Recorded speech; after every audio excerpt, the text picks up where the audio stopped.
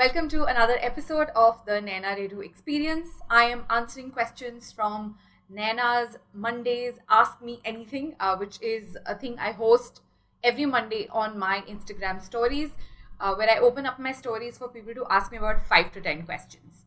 I have actually turned off my DMs on Instagram as much as possible because I'm really not able to attend to everybody. And there are a lot of questions where people want to know about my photography workflow. They want to know about where do I get my art supplies from? How do I run my brands online, etc. I have answered a lot of these questions multiple times repetitively over and over. And I figured that was not the best use of my time. So what I do now is that I answer these questions selectively, and I also publish them on the blog every week. So every Tuesday I record a video of the questions and the answers, and I also publish it on my blog, so that in the future, if anyone has the same questions, I can simply tell them that, hey, you know what, please go to my blog, search for Naina Mama, and you will be able to find a host of questions that have been answered. I also do put up a video on my YouTube, and I do it on my podcast, where I add the questions in my show notes. So if you think it is relevant to you, you will be able to see the questions and then the answers that I have given in the video. I was just explaining this again because this is going to be, I think, the 4th or the 5th time that I'm doing this on video and on my blog. And it has become a regular weekly feature, which I honestly did not expect. I started it as an experiment. But it is nice to be able to share some of what I have learned or what I know in the form of doing these videos. All right, so let's get down to it. The first question this week was, what is the one thing that you are really worried about right now? Oh boy, talk about hitting the nail on the head and the pain point. My answer was, my main revenue stream / income, almost 90% of my entire income used to come from photography. Because of COVID-19, that income stream has dried up to almost zero. Thankfully, since I always strived for multiple revenue streams, I had a couple of other options to look at. I have since pivoted to doing more work in the workshops and consulting space, and I'm also being more aggressive with selling my paintings and brooches, trying. But I am worried that my Instagram audience, people who followed me for photography content, might leave if I start posting content related to my workshops or consulting. That is my biggest worry right now.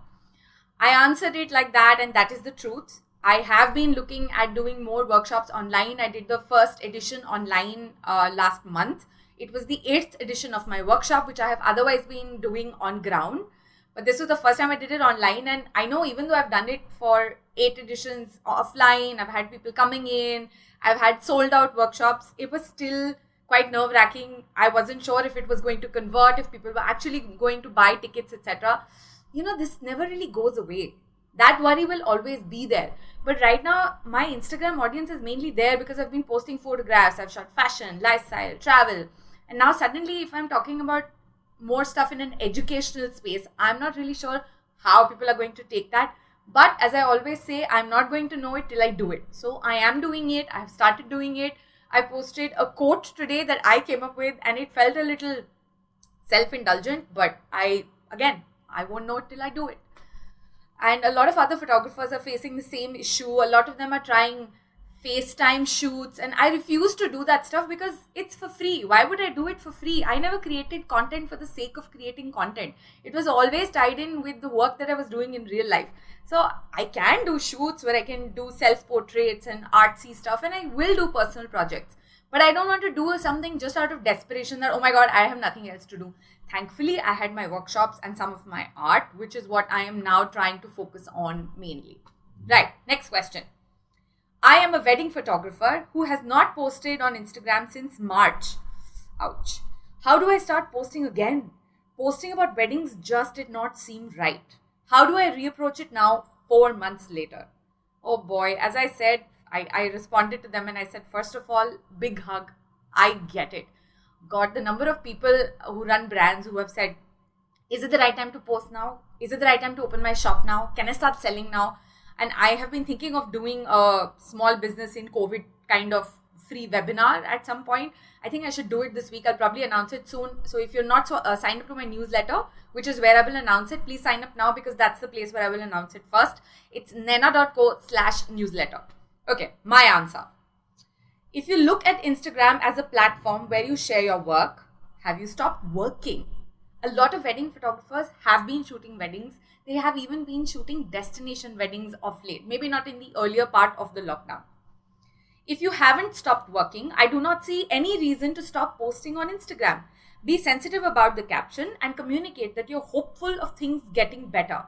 Not because this is something people want to hear, but because this is the truth. We are all hopeful.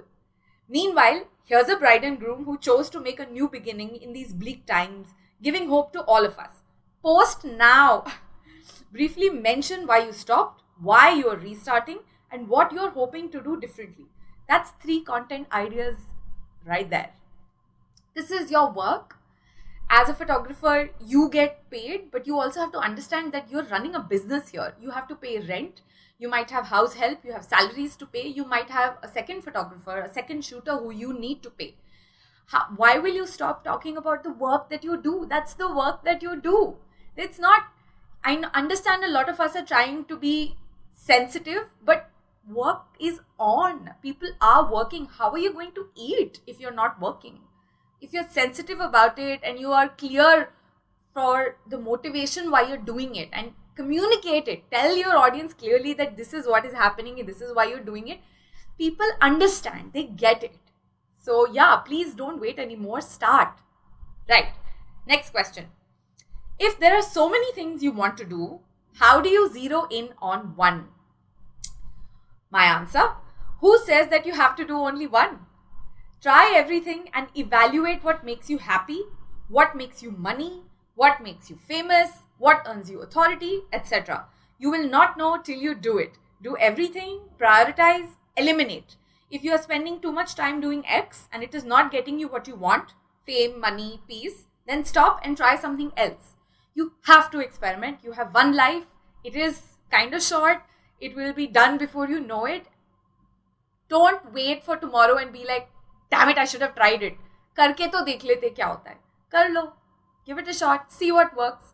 Like, the brooches came to me at almost 40 years of age. It's not like I just came up with it. It was many years of experimenting with different mediums, different kinds of art. And I was like, maybe this will work. And I had to try it. The first 2-3 brooches I painted were for myself. I had no idea I was going to be selling them or there was even any kind of demand for it. So you have to try all these things. And I started out with an MBA in what was it? IT and systems. I'm kind of happy that I don't even remember now. So I didn't know that's what I wanted to do, but I had to try it. I had to give it a shot. And so many of us come from privileged backgrounds where we have the ability and the cash to be like, hey, you know what? I'm going to order these wood pieces and I'm going to paint on them and I'm going to put magnets on them. Let me see what happens. Honestly, it's not so expensive these days. And these options didn't exist, 16 years ago when I started. Even doing an online payment gateway was like, oh my God, 3 lakhs investment. Like, I didn't have that kind of money. Now it's so much cheaper. You don't even need money to have a payment gateway started. Like with InstaMojo, they just sign you up for free and they take 2 or 3% of the transaction depending on whether it's a national or an international sale. So just give it a shot. Right, next question. In the context of you are not your customer, how do you price your products? Okay, so I did a short 1-minute video where I said, you are not your audience, you are not your client, you are not your customer. You're selling to an audience. You have to build a persona. Who is your target audience? Don't think that, oh, I would never do that, so my audience will never do that. That is rarely true, if ever. My answer, my pricing is based on CODB, which is the cost of doing business. I'm sure a lot of you who've been following me regularly know what I'm talking about, but if you don't, please Google it. Cost of doing business is how I determine my pricing, and that is what I recommend to everyone, no matter where you are in the world and no matter what service or product you are providing. So my pricing is based on CODB plus what the market is willing and able to pay. And of course, hashtag goal kya hai, aka what am I trying to do by pricing a certain product or service a particular way. Some elements of pricing are also brand positioning and signaling. Not all pricing is meant to generate a sale ASAP. When I say I am not my customer, my pricing is not for me. It is not based on whether I would buy the product or service or whether I am able or willing to pay a certain amount for it. It is based on whether my typical customer is able and willing to pay for the product or service I am creating or selling. That is what I mean when I say I am not my audience, and that is not how I should be pricing my product. Right. Next question. What is the photography equipment that you use and what is your workflow? Okay, I have answered this a bunch of times on my blog, but I get it. A lot of people don't get to see it. It's a short answer. Here we go. I use the Nikon D800 and the D810 full frame cameras.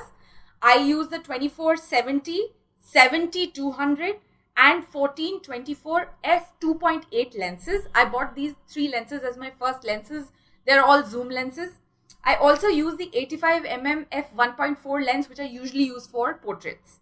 My Eyes for People series, which I haven't shot in a long time. I miss it. I miss people.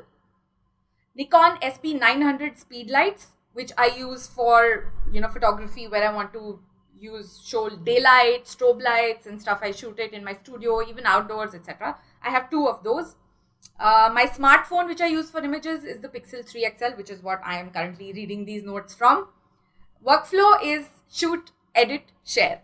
I remember photographer Chase Jarvis, who runs creativelive.com. He is the one who came up with this many years ago. And he said, shoot, edit, share. Literally, that's the workflow. I shoot raw on the DSLRs. I shoot a lot. I bring the files into Adobe Lightroom. I edit them. I export them, organize them, usually by month and year chronologically.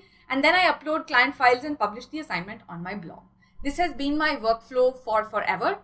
Once you kind of figure it out, then it's easier to organize your files. Otherwise, it's all over the place. You don't know what month has which project, etc. So it's usually the name of the client and it'll be put in a folder like July 2020. Or if it's the name of a project that I came up with, a personal project. So I'll say Impressionist brooches for July 2020. So if I've shot them, they'll be in that group. But every folder will have brooches on it. Or for example, my brand name for the brooches is Chaos Philos. So I'll have Chaos Philos in the folder name. And then it's a lot easier to search for it if I have to reference material or if I have to look for that particular folder. So it's pretty simple. It's a logical workflow. Again, Google it. There are a lot of amazing workflows, very detailed workflows that senior photographers have shared openly online. Mine is like pretty simple. I don't even know why someone would ask me because I was like, wait, what is my workflow? I don't really have a workflow. It's literally 1, 2, 3 and done. I don't spend too much time retouching. I don't do a lot of advertising, skin retouching. I don't do the whole get the pores. I know how to do it, but I don't think it's a good use of my time because I know what my skills are and the things that I enjoy doing more are the ones I would prefer to do more of. So, all right. Thank you for listening to another episode of the Naina Redhu Experience. This was the 13th July episode for Naina's Monday Ask Me Anything. You can come to my Instagram profile on any Monday. My Instagram handle is NAINA. And you can ask me a question related to pretty much anything. If you're asking me for mental health advice, I am not going to answer stuff because I am not a mental health professional.